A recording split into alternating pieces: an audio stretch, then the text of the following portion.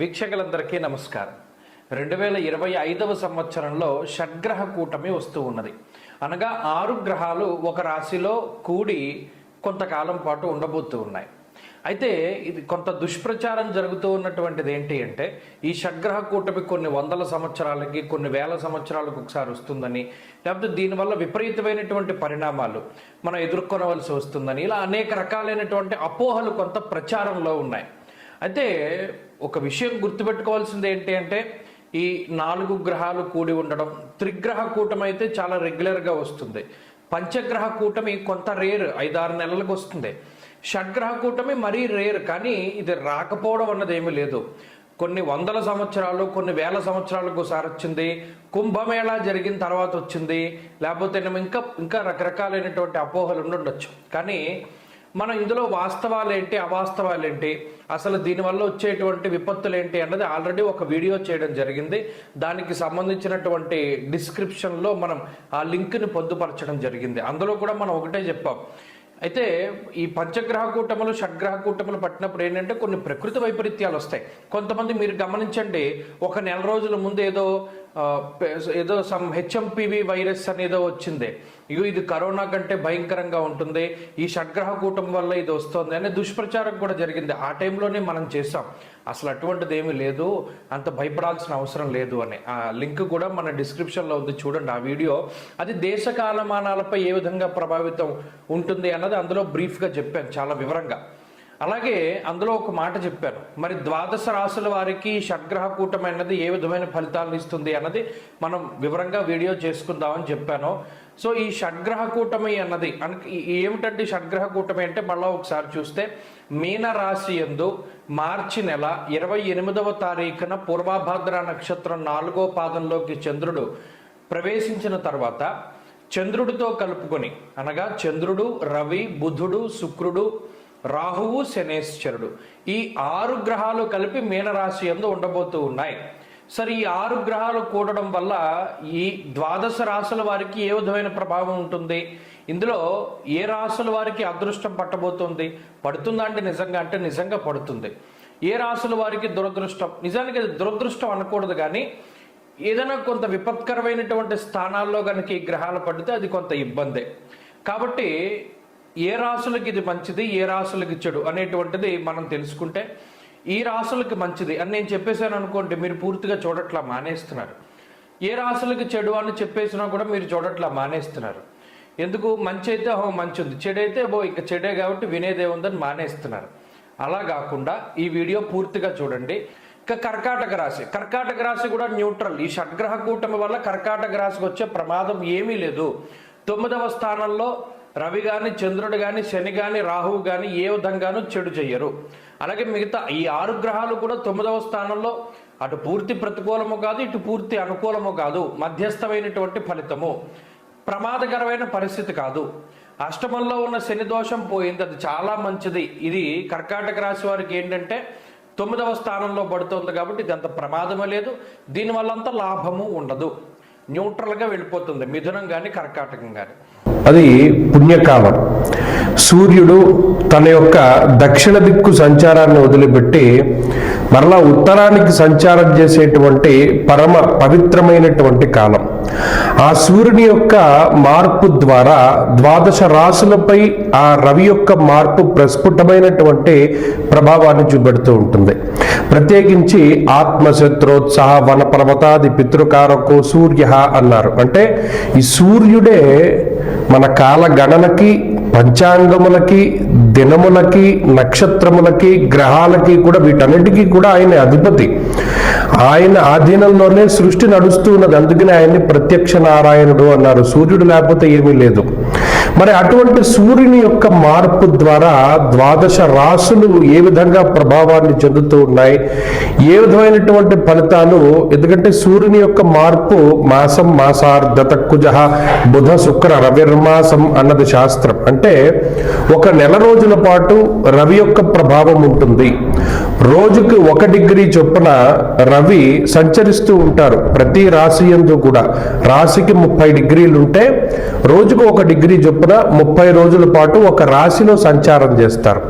మరి ఇలా ఒక నెల రోజుల్లో సంచరించేటువంటి సూర్యుడు ఈ మకర సంక్రమణం చేసినప్పుడు జనవరి నెల 15వ తారీఖు నుండి ఫిబ్రవరి నెల 15వ తారీఖు వరకు కూడా ఆయన మకర రాశి ఎందే, అంటే ఉత్తరాషాఢ నక్షత్రం 2, 3, 4 పాదాల్లోనూ, శ్రవణం 4 పాదాల్లోనూ, ధనిష్ట మొదటి 2 పాదాల్లోనూ ఆయన సంచారం సాగినంత వరకు కూడా ద్వాదశ రాశుల్లో ఏ రాశి వారికి శుభ ఫలితం ఉంటుంది, ఏ రాశి వారికి మిశ్రమ ఫలితం ఉంటుంది, ఏ రాశి వారికి చెడు ఫలితాలు వస్తాయి అనేటువంటిది తెలుసుకోవాలి. ఎందుకంటే మనకు ఉన్న పండగల్లో అన్ని కూడా పెద్ద పండగ ఇదే. మరి ఆ పండగ సమయంలో మరి మనకి ఏమి కలిసి వస్తుంది రవి యొక్క మార్పు ద్వారా అనేటువంటి విషయాల్ని ఈ కార్యక్రమం ద్వారా కూలంకషంగా తెలుసుకుందాం. ముఖ్యంగా మేషరాశి వారి యొక్క స్థితిగతుల్ని పరిశీలన చేసినప్పుడు మేషరాశ్యాధిపతి కుజుడు ప్రస్తుతానికి ఆయన స్తంభనలో ఉన్నారు. అర్ధాష్టమ కుజునిగా కొంత ప్రతికూలమైనటువంటి ఫలితాలను ఇస్తూ ఉన్నారు. ఇలాంటప్పుడు రవి కుజుల యొక్క సమసప్తక స్థితి అంటే కుజుడు కర్కాటక రాశిలో ఉండడం, రవి మకర రాశిలో ఉండడం వల్ల వారిద్దరికీ సమసప్తక స్థితి అనేటువంటిది ఏర్పడుతుంది. అందులోనూ రవి దశమంలో దిగ్బలయుక్తుడై ఉంటారు. అర్ధసిద్ధి సదారోగ్యం బంధు సంతోషవర్ధనం అన్నది శాస్త్రం. ఇక్కడ మేషరాశి వారికి ఇది చాలా గొప్ప ఫలితాలని ఇస్తూ ఉన్నది ఈ గ్రహస్థితి. అటు అర్ధాష్టమ కుజుని యొక్క వ్యతిరేక ఫలితాలని తగ్గిస్తూ రవి యొక్క బలం ఎక్కువగా ఉన్నందున అర్ధసిద్ధి, అర్ధము అంటే అటు ధనము ఐశ్వర్యము అనేటువంటి అర్థాలు వస్తూ ఉంటాయి. అటువంటి అర్ధసిద్ధి కలుగుతుంది. అంటే ఇట్లో శుభ కార్యక్రమాలు జరగడం, చక్కగా ఇది పంటలు చేతికొచ్చేటువంటి సీజను కాబట్టి మీరు చేసేటువంటి వ్యాపారాదులు వ్యవహారాదులు అద్భుతంగా ముందుకు సాగేటువంటి సమయం. వ్యాపార లాభము, పంట లాభము, అలాగే ఉద్యోగమందు లాభము. దశమం ఉద్యోగ స్థానం కాబట్టి ఉద్యోగంలో ప్రమోషన్లు మొదలుకొని అన్ని రకాలైనటువంటి మంచి జరగడానికి రవి యొక్క మార్పు కారణమవుతుంది. అనగా ఈ సంక్రాంతి మేషరాశి వారు అత్యద్భుతంగా ఆనందంగా గడపగలుగుతారు. ఇక ఫిబ్రవరి వరకు ఉండేటువంటి పరిస్థితులు కూడా వీరికి చాలా అద్భుతంగా ఉన్నాయి. అర్ధసిద్ధి సదారోగ్యం బంధు సంతోషవర్ధనం, ఆరోగ్యం కూడా వస్తుంది. ఎందుకంటే మరి ఇందాక చెప్పుకున్నాం రవి ఉత్సాహకారకుడు కాబట్టి ఆరోగ్యం కూడా వస్తుంది. అలాగే బంధుమిత్రులతోటి చక్కగా ఆనందంగా కాలాన్ని గడపబోతారు అనేటువంటి విషయాన్ని కూడా మనం చూడొచ్చు. కాబట్టి మేషరాశి వారికి ఇది చాలా అద్భుతమైనటువంటి కాలంగా మనం చెప్పవచ్చును. ఇక వృషభ రాశి వారి యొక్క స్థితిగతులను గనక పరిశీలన చేస్తే వృషభ రాశికి ఇది 9వ స్థానం. నిజానికి చెప్పాలి అంటే ఒక నెల రోజులుగా డిసెంబర్ 15వ తారీఖు నుండి జనవరి 15 వరకు కూడా రవి అష్టమ స్థాన స్థితులై వృషభ రాశి వారికి కొంత వ్యతిరేక ఫలితాలు ఇస్తూ ఉన్నారు. దుర్దోష శత్రు సంవాదో గమనం మీద మీరు గమనిస్తే గత నెల రోజులుగా ఏం పని ఉండదు. ఒకవేళ ఏదైనా కష్టసాధ్యమైన పనులు చేసి అంటే ఎంతో కష్టపడి పనులు చేస్తూ ఉన్నా ప్రతిఫలం తక్కువగా వస్తుంది. అలాగే అనవసరమైన ప్రయాణాలు ఎక్కువ, శరీరం అలసిపోవడం ఎక్కువ, ఉత్సాహం ఉండదు, నీరసము నిస్సత్వ ఇవి ఎక్కువగా ఉంటాయి. మరి అటువంటి పరిస్థితుల నుండి దాటి అష్టమ రవి యొక్క దోషాన్ని పోగొట్టుకొని ఇప్పుడు 9వ స్థానంలోకి రవి ప్రవేశించడం ఈ రాశి వారికి కొంత మంచి విషయంగా చెప్పచ్చు. అయితే 9వ స్థానం రవికి అంత అనుకూలమైన స్థానం కాదు. ముఖ్యంగా పితృకారకుడికి 9వ స్థానము అనేటువంటి గోచారంలో విచారే నవమే రవు అన్నది శాస్త్రం. అంటే దానిలో కూడా ఏవో రకరకాలైనటువంటి విచారములు అవి కూడా ఉంటాయి అని శాస్త్రంలో చెప్పినప్పటికీ కూడా అష్టమ రవితో పోల్చుకుంటే 9వ రవి పర్వాలేదు. కాబట్టి ఈ సంక్రాంతికి వృషభ రాశి వారికి కొంత అనుకూలమైనటువంటి ఫలితాలను మనం ఆశించవచ్చు. అంటే అటు అనారోగ్య సమస్యలు తగ్గడం, అనవసరమైన ప్రయాణాలు తగ్గడం ఇత్యాది విషయాలన్నీ కూడా ఈ రాశి వారికి పాజిటివ్గా ఉన్నాయి. అంతేకాకుండా ఈ 9వ స్థానంలో రవి ఉండడం వల్ల కొంత ధనాన్ని ఖర్చు చేస్తారు, కొంత ధన వ్యయం అవుతుంది అనేటువంటి విషయాన్ని కూడా దృష్టిలో పెట్టుకోవాలి. అందువల్ల ఎటువంటి జోద క్రీడల జోలికి వీరు వెళ్ళకూడదు. అలాగే ఎక్కడ కూడా ఇన్వెస్ట్మెంట్ చేసేటప్పుడు చాలా జాగ్రత్తగా ఉండాలి. ఈ నెల రోజుల పాటు ఉద్యోగ మార్పు చేసేటువంటి వారు చాలా జాగ్రత్తగా ఆలోచించి చేస్తూ ఉండాలి. ఇత్యాది విషయాలన్నింటినీ కూడా దృష్టిలో పెట్టుకుని కొంత ఇబ్బంది అయితే తగ్గింది కానీ పూర్తి స్థాయి ఆనుకూల్యత రాలేదు కాబట్టి కొంత జాగ్రత్తగా ముందుకు వెళుతూ ఉండడం, రవి యొక్క అనుకూలత కోసమే ఎక్కువ ప్రయత్నం చేయాలి అంటే ఆదిత్య హృదయ స్తోత్ర పారాయణ కానీ లేదు సూర్యాష్టక పఠనం కానీ ఇవన్నీ కూడా చేస్తూ ఆదివారం నాడు రాత్రౌ క్షీరాన్న భుక్తిశ్చ ఆయుర్వృద్ధిం దినే దినే అన్నారు. ఆదివారం నాడు ప్రత్యేకించి క్షీరాన్నాన్ని భుజించడం, రాత్రిపూట కూడా క్షీరాన్నాన్ని భుజించడం వల్ల ఆయుర్వృద్ధి కలుగుతుంది అని చెప్పి శాస్త్రంలో చెప్పారు. కాబట్టి చక్కగా ఈ యొక్క పనులను ఆచరిస్తూ సూర్యుడు బలాన్ని పెంపొందించుకుంటూ ఉంటే మంచి ఫలితాలు సంప్రాప్తమవుతాయి. ఇక మిథున రాశి వారికి రవి యొక్క మార్పు అనేటువంటిది అంటే ఈ మకర సంక్రమణం అనేటువంటిది కొంత మిశ్రమమైనటువంటి ఫలితాన్ని ఇస్తూ ఉన్నది. ఇప్పటి వరకు సప్తమ స్థానంలో అంటే డిసెంబర్ 15 నుండి జనవరి 15 వరకు సప్తమ స్థానమందు రవి యొక్క సంచారం జరిగింది. మరి ఆ రవి ఇప్పుడు అష్టమంలోకి వెళుతున్నారు. ద్వాదశాష్టమ జన్మస్థ శని అర్క అంగారక గురువు. మరి అటు 8వ స్థానంలో రవి కూడా పాప ఫలితాన్ని ఇస్తాడు అని చెప్పి శాస్త్రంలో చెప్పారు. ఏంటంటే ఆ పాప ఫలితం అంటే దుర్దోషశ్చిత్ర సంవాదో గమనం వ్యధ అంటే ఇందులో అష్టమం ఆయుర్దాయానికి సంబంధించిన స్థానం, ఆకస్మిక విషయాలకి సంబంధించిన స్థానం, మర్మములకి అలాగే నిగూఢమైనటువంటి విషయాలకి సంబంధించినటువంటి స్థానం, మర్మ అవయవాలకి సంబంధించినటువంటి స్థానం. మరి ఆ స్థానంలో రవి యొక్క సంచారం వల్ల కొన్ని అనారోగ్య సమస్యలకి అది కారణమవుతుంది. అంతేగాక ఇందాక చెప్పుకున్నట్టు దుర్దోష శత్రు సంవాదో గమనం వ్యధ అనగా ప్రయాణాలు ఇవి కూడా కొంత అనవసరమైనటువంటి ప్రయాణాలు అధికంగా ఉంటాయి. అలాగే కొంత శరీరం అలసిపోతూ ఉంటుంది. మరీ ముఖ్యంగా అనవసరమైనటువంటి తగువులు ఎక్కువ అవుతాయి. అలాగే కొంత ఉత్సాహం తక్కువగా ఉంటుంది. నీరసము నిస్సత్వ ఇటువంటివి ఆవరిస్తూ ఉంటాయి అని చెప్పడం జరిగింది. కొంత వ్యతిరేకమైన ఫలితాలు చెప్పారు కాబట్టి ఆ ఫలితాల నుండి కాపాడుకోవడానికి ఎక్కువగా సూర్యారాధన చేయాలి. అనగా ఆదిత్య హృదయ స్తోత్ర పారాయణ చేస్తూ ఆదివారం నాడు గోధుమలతో చేసిన పదార్థాలు ఏవి తినకుండా వాటిని దానం చేస్తూ ఉండమన్నారు.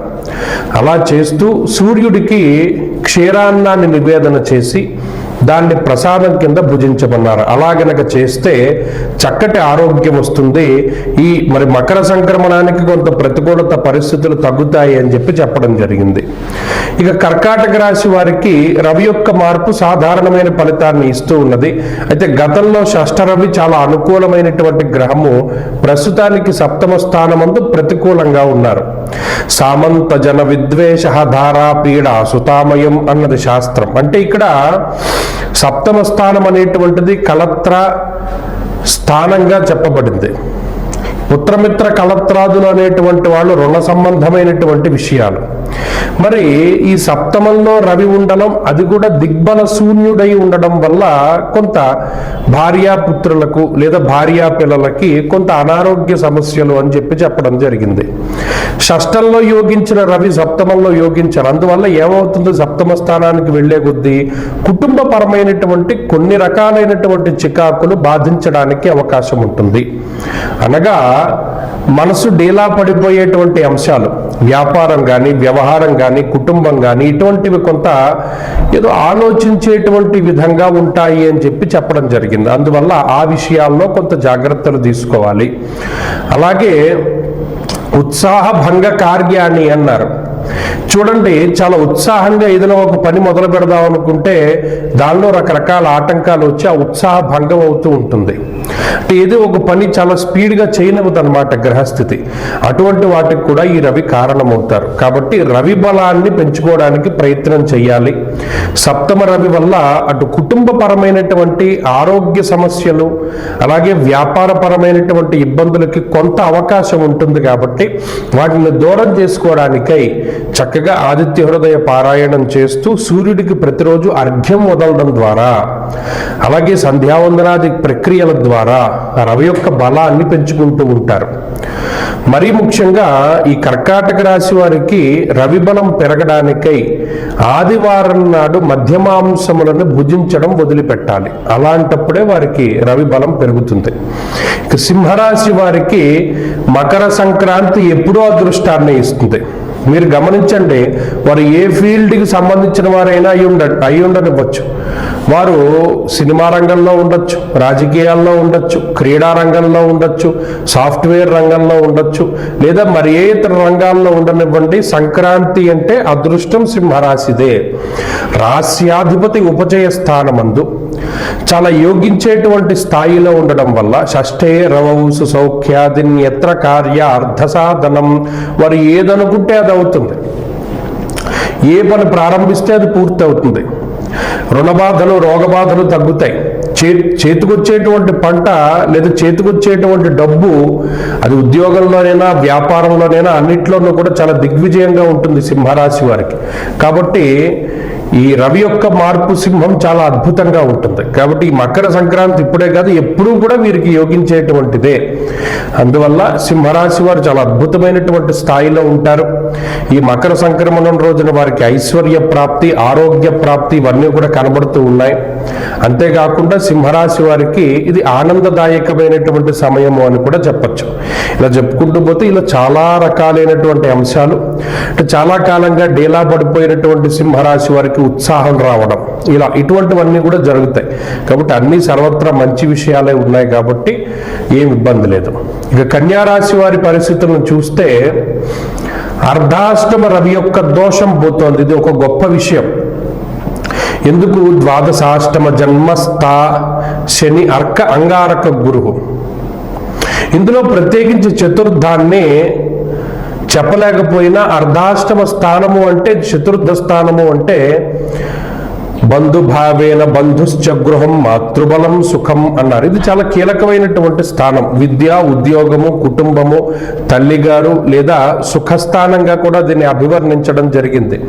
మరి ఆ స్థానంలో రవి సంచరించడం వల్ల అంతఃక్లేశం గృహశ్చిద్రం సౌఖ్యహానివ భోజనం అన్నారు. అంటే ఇంట్లో ఉండేటువంటి పరిస్థితులు దెబ్బతింటాయి. గత నెల రోజులుగా చూసుకుంటే డిసెంబర్ 15 నుండి జనవరి 15 వరకు కుటుంబపరమైనటువంటి సమస్యలు, అంటే ఇంట్లో మానసిక ప్రశాంతత లేకపోవడము, ఉద్యోగ వ్యాపారాల్లో చికాకులు ఉండడము ఇత్యాది విషయాలు ఎక్కువగా ఈ రాశిపై ప్రభావాన్ని చూపెడుతూ ఉన్నాయి. మరి అటువంటి పరిస్థితుల్లో మార్పు అనేటువంటిది కూడా కొంత కనబడుతూ ఉంటుంది. అలాగే పంచమంలోకి రవి ప్రవేశించడం వల్ల శరీరం కొంత ఎక్కువగా జాడ్యంగా ఉంటుంది అన్నారు. అనగా ఏంటి? దేహ సుహృత్కేశం ధనక్షయం, శరీరంలో బద్ధకం అనేటువంటిది పెరిగిపోతుంది. అంటే ఏ పని చేయడానికి సుముఖత చూపించరు, ఎక్కువగా బద్ధకంగా ఉండడానికి ఎక్కువ అవకాశాన్ని ఇస్తాడు రవి. ఉత్సాహం ఉండదు.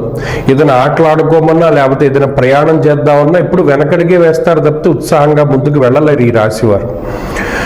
అంతేకాకుండా సుహృత్కేశం ధనక్షయం, అంటే సొంత వాళ్ళే ఎక్కువ బాధ పెడుతూ ఉంటారు. సొంత వాళ్ళ గురించి బాధలు ఎక్కువ అవుతూ ఉంటాయి. వారి గురించి ఆలోచన చేయడం, కుటుంబ సభ్యులు, బంధువులు, మిత్రులు, స్వజనులు ఎవరో ఒకళ్ళ గురించి.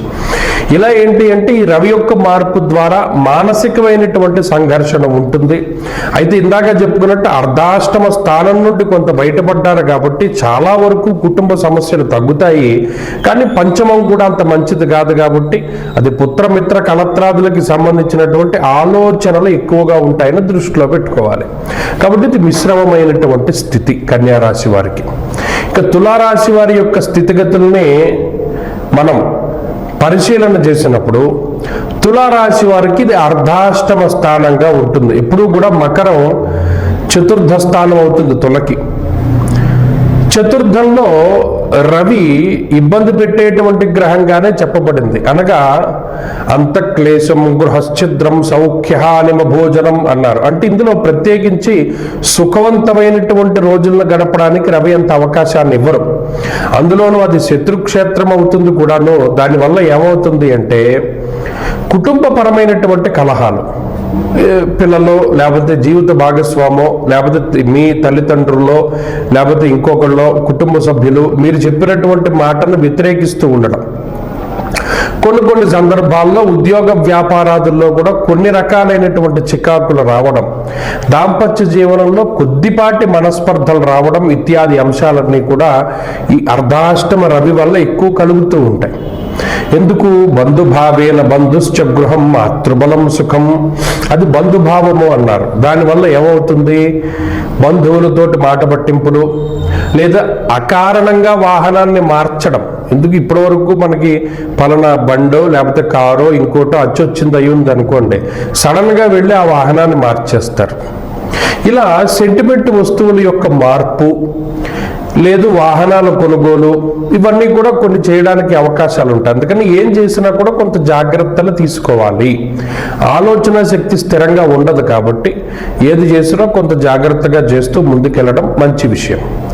అర్ధాష్టమ రవి ఉన్నప్పుడు కుటుంబ కలహాలు సాధారణం, ఉద్యోగ వ్యాపారాదుల్లో సమస్యలు సాధారణం కాబట్టి ఉద్యోగ వ్యాపారాదుల్లో మార్పులు చేయకూడదు. ఈ విషయాన్ని కూడా దృష్టిలో పెట్టుకోవాలి.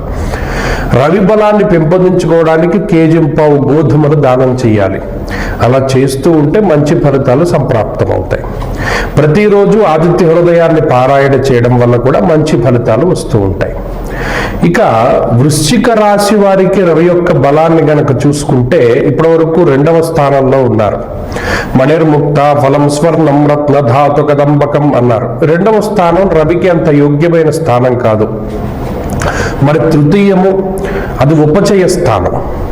ఎప్పుడైతే ఉపచయ స్థానమందు క్రూరో బలీచే ధృతే అన్నారు, అంటే లగ్నస్యోపచయే స్థితో గృహపతి క్రూరో బలీచే ధృతే. ఉపచయ స్థానాల్లో పాపగ్రహాలు బలీయమైనటువంటి ఫలితాలను ఇస్తాయి, గోచారమందు శుభ ఫలితాలని కూడా ఇస్తాయి. అందువల్లనే రవి యొక్క మార్పు ఈ రాశి వారికి చాలా అనుకూలం. వృశ్చికానికి ఇది చాలా ముఖ్యం కూడా. ఎందుకంటే ఏ గ్రహము అనుకూలంగా లేదు, చాలా ఇబ్బందులు పడుతున్న తరుణంలో రవి యొక్క మార్పు జరగడం అనేటువంటిది ఈ రాశికి చాలా కలిసి వస్తుంది. అటు తృతీయంలో రవి ఉండడం వల్ల ఆరోగ్యం నిత్య సంతోష అన్నారు, అంటే ప్రతిరోజు సంతోషంగా ఉండడానికి ఆరోగ్యంగా ఉండడానికి కూడా రవి కారణమవుతూ ఉంటారు. కాబట్టి ఈ విధంగా ఈ రాశి వారికి ఇది ఒక అదృష్టంగా చెప్పచ్చు. ఆరోగ్యం అభివృద్ధి చెందడానికి, ఐశ్వర్యం ఉండడానికి, కుటుంబ పరిస్థితులు బాగవడానికి అన్ని విధాలుగా కూడా ఈ రవి యొక్క స్థితిగతులన్నీ కూడా చాలా కలిసి వస్తాయి. కాబట్టి వృశ్చిక రాశికి ఇది ఒక గొప్ప శుభ పరిణామము. ఈ మకర సంక్రమణం తర్వాత ఉండేటువంటి ఒక నెల రోజులు కూడా చాలా అత్యద్భుతమైనటువంటి కాలము. వాహనాదుల యొక్క కొనుగోలు అలాగే వ్యాపారం బాగుండడం, ఉద్యోగం బాగుండడం తదితర అంశాలన్నీ కూడా ఇందులో మనం చూడవచ్చును. ఇక ధనురాశి వారి యొక్క స్థితిగతులను గనక చూస్తే జన్మరవి యొక్క దోషం పోయింది. రవి తన యొక్క అంటే ఈ రాశిలో సంక్రమణం జరుగుతూ ఉన్నటువంటి స్థితిని వదిలిపెట్టి వెళతారు.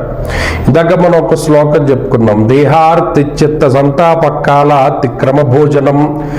శరీరానికి సంబంధించినంత వరకు ఆయన ఆత్మకారకుడు, పితృకారకుడు. వన పర్వతాది పితృకారక సూర్య అన్నది శాస్త్రం.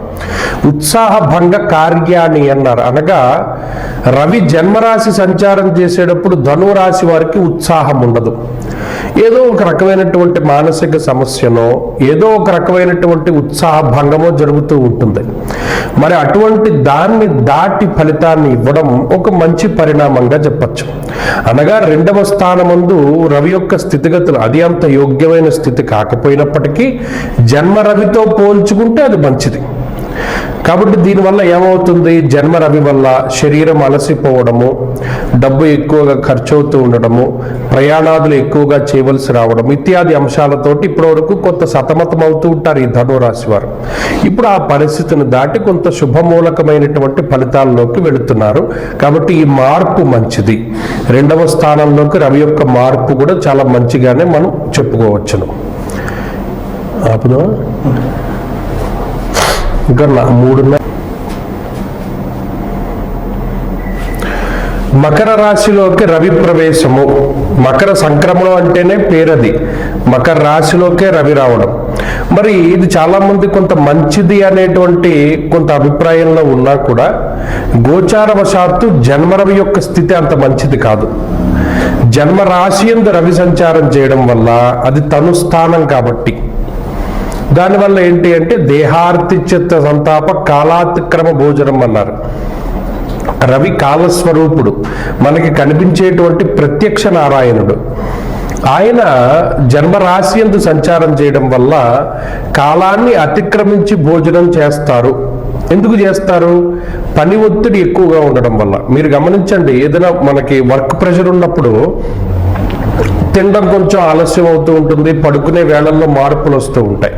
దానికి కారణం ఏంటి అంటే ఈ కాలస్వరూపుడైనటువంటి రవి జన్మరాశి సంచారం చేయడం.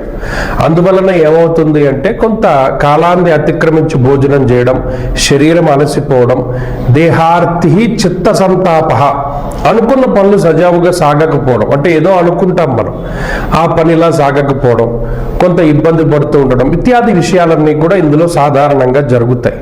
అయితే ఇది మరి ఈ రవి గ్రహం జన్మరాశి సంచారం వల్ల ఇవన్నీ వస్తాయి. అందుకని ఏం చేయాలి, ఈ మకర సంక్రమణం జరిగినటువంటి ఒక నెల రోజుల పాటు కూడా కొంత రవి బలాన్ని పెంచుకోవడానికి ప్రయత్నం చేయాలి. అంటే రవి యొక్క స్తోత్ర పారాయణ చేస్తూ రాత్రౌ క్షీరాన్న భుక్తిశ్చ ఆయుర్వృద్ధిం దినే దినే అన్నారు. రాత్రిపూట క్షీరాన్నాన్ని భోజనం చేస్తూ సూర్యారాధన చేస్తూ ఆదివారం క్షీరాన్నాన్ని సూర్యుడికి నివేదన చేయమన్నారు.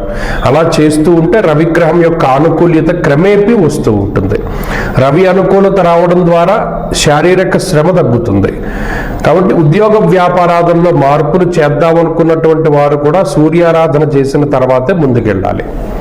ఇది మకర రాశి వారి యొక్క స్థితిగతులు. ఇక కుంభరాశి యొక్క స్థితిగతులను పరిశీలనం చేస్తే కుంభరాశి వారికి మకర సంక్రమణం లగాయితూ రవి యొక్క వ్యయస్థాన స్థితి ప్రారంభమవుతుంది. ద్వాదశాష్టమ జన్మస్థ శనియర్ కంగారక గురువు అన్నారు. ఇక్కడ 12వ స్థానమందు క్రూర గ్రహాలు ఎప్పుడైతే పడతాయో రవి 12వ స్థానమందు ఉంటారో అది స్వస్థాన నాశనం చైవ బంధురోగో ధనక్షయం, అనగా స్థానాన్ని మార్పు చెందించేటువంటి గ్రహంగా ఉంటారు. అంతేకాకుండా కొంత అనుకున్నటువంటి పనుల్లో ఆటంకాలను సృష్టించడం, అనారోగ్య సమస్యలకి కారణమవడం, కొన్ని సందర్భాల్లో అతి ఖర్చులకి కారణమవుతూ ఉండడం ఇత్యాది అంశాలన్నీ కూడా రవి యొక్క మార్పు ద్వారా జరుగుతాయి. అంతేకాకుండా అప్పటి వరకు ఎవరైతే మనకి మిత్రులుగా ఉన్నారో ఆ మిత్రులందరూ కూడా కొంత వ్యతిరేకంగా మారుతూ ఉంటారు. కొంత మీకు అనుకూలించకపోవడం, వారు మీకు సహకరించకపోవడం, అలా కాకుండా ఇంకా మీరు ఎవరినైతే నమ్ముకునే ఒక పని ప్రారంభం చేశారో వారు ఆకస్మికంగా మధ్యలో మిమ్మల్ని వదిలిపెట్టి వెళ్ళిపోవడం ఇత్యాది అంశాలన్నీ దీనివల్ల జరుగుతాయి. అందువల్లనే ఈ వ్యయంలో రవి సంచారం చేసేటప్పుడు నిలకడ అనేటువంటిది ఉండదు. ఎక్కువగా ఒక ప్రాంతం నుండి వేరే ప్రాంతానికి కుటుంబానికి దూరంగా వెళ్ళవలసి రావడం కానీ, అనవసరమైన ప్రయాణాలు చేయడం కానీ, అనవసరమైన ఖర్చు కానీ, అలాగే శరీరంలో కొంత సత్తువ తగ్గిపోతూ ఉంటుంది. ఇటువంటి వాటికి నీరసము, ఇటువంటి వాటికి కూడా రవి కారణం. అలాగే ఎముకలకి సంబంధించినటువంటి ఇబ్బందులకి కూడా రవి కారణమవుతారు. ఈ విషయాలను దృష్టిలో పెట్టుకొని ఆ బలాన్ని పెంపొందించుకోవడానికై కుంభరాశి వారు ప్రయత్నం చేయాలి. అనగా ఆదివారం నాడు గోధుమలు దానం చేయడం, సూర్యాష్టకాన్ని పఠిస్తూ ఉండడం, దానిలో చెప్పినటువంటి విధానంగా అనగా శని ఆదివారాలు మధ్యమాంసాలని నిషేధించుకుంటూ వెళ్ళడం ఇత్యాది అంశాలు కుంభరాశికి కలిసి వస్తాయి. అలాగే ఎరుపు రంగు వర్ణానికి, అంటే ఆ ఎరుపు వర్ణానికి కొంత దూరంగా ఉండడం, ప్రత్యేకించి ఉదయంలో సూర్యుడికి అర్ఘ్యాన్ని ఇస్తూ ఉండడం లాంటి అంశాలు కూడా కుంభరాశి వారు చేస్తూ ఉండాలి. ఇక మీనరాశి వారికి రవి యొక్క మార్పు చూస్తే మకర సంక్రమణం ఎప్పుడూ మీనానికి కలిసి వస్తుంది. ముఖ్యంగా లాభస్థాన స్థిత రవి లాభస్థానంలో ఉండడం చాలా గొప్ప విషయం. అది ముహూర్తాలకైనా లేకపోతేనేమో ఈ జాతకాదులకైనా గోచారానికైనా ఉపచయ స్థానమందు రవి యొక్క సంచారం, అందులో లాభమందు పూర్ణమైనటువంటి శుభ ఫలితాన్ని మనం ఆశించవచ్చును. ఈ లాభస్థానంలో రవి ఉండడం వల్ల అర్ధంచ స్వకులాచార గృహలాభ సుభోజనం అన్నది శాస్త్రం. అంటే బంధుమిత్రులతో కలుస్తూ ఉండడం, ఎప్పుడో ఒకసారి దేశానికి వచ్చినటువంటి వారు మరలా తిరిగి స్వదేశాలకు రావడం, లేదా విదేశాలకు పయనమవుతూ ఉండడం, చదువు పరంగా ఉద్యోగాల పరంగా వేరే దేశానికి వెళ్ళాలి అనుకునేటువంటి వారందరికీ కూడా రవి ఆనుకూల్యత దొరుకుతూ ఉంటుంది. అంతేకాకుండా ఇంట్లో ఏదైనా శుభ కార్యక్రమాలు జరగవలసి ఉన్నా, లేదా బంధుమిత్రులతో ఒక చోట కూడుకుని పంక్తి భోజనాలు చేయాలి అన్నా, ఇటువంటి వాటన్నిటికీ కూడా రవి అనుకూలిస్తూ ఉంటారు. ఉత్సాహాన్ని పెంచుతూ ఆనందాన్ని, ఐశ్వర్యాన్ని, సౌభాగ్యాన్ని పెంచుతూ రవి చాలా గొప్ప ఉపయోగాన్ని కలగజేస్తూ ఉంటారు. అంతేకాకుండా ఉద్యోగాభివృద్ధి, ఆర్థికాభివృద్ధి, ఐశ్వర్యాభివృద్ధి లాంటి అంశాలన్నీ కూడా రవిగ్రహం వల్ల కలుగుతూ ఉంటాయి. అన్ని విధాలుగా కూడా బాగుంటుంది. మీనానికి రవి యొక్క మార్పు, ఈ బలం చాలా ముఖ్యం. ఎందుకంటే మిగతా గ్రహాల యొక్క అనుకూలత చాలా తక్కువగా ఉన్నప్పుడు, ముఖ్యంగా శని రాహువుల యొక్క పీడ ఎక్కువగా ఉన్నప్పుడు రవి అనుకూలించడం అనేటువంటిది చాలా ముఖ్యం. తద్వారా మిగతా గ్రహాల తాలూకు ప్రతికూలతలను తగ్గించడానికి కూడా రవి చాలా గొప్పగా ఉపయోగపడతారు. కాబట్టి ఈ మకర సంక్రమణం మీనానికి చాలా అద్భుతంగా యోగిస్తుంది. మరింత శుభ ఫలితాల కోసమై సూర్యారాధన చేస్తూ ఉండడం కూడా చాలా మంచిది. స్వస్తి.